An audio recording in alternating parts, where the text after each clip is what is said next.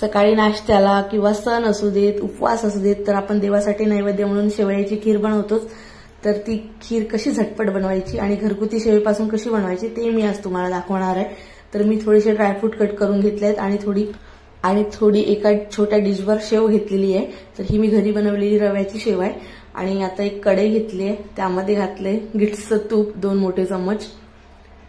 तर मी गिट्सचं तूप वापरते। आधी मी गोवर्धनचं वापरायचे, पण मला गिट्सचं बेटर वाटते आता, सो मी गिट्सचं घेतलंय आणि 2 मोठे चम्मच मी त्यामध्ये घातले तूप कढईमध्ये।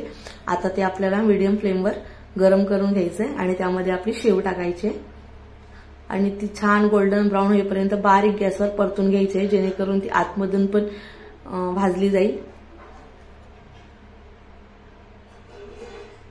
तर आपली शेव अशी वर खाली परतून घ्यायची आणि ती बघा आता तिचा कलर बदलतोय, गोल्डन ब्राऊन होतोय हळूहळू।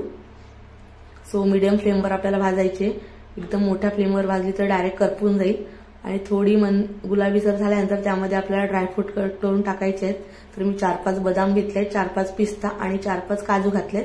तर आपली शेव छान भाजून झाली आहे आणि ड्रायफ्रूट पण थोडेसे भाजून झाले। त्यामध्ये आता मी अर्धा लिटर घालणार आहे फुल क्रीम दूध आणि आता आपल्याला दूध मिक्स करून घेतलं आणि बघा कलर पण चेंज झालाय तुपामुळे आणि वास पण खूप मस्त सुटलाय तुपाचा।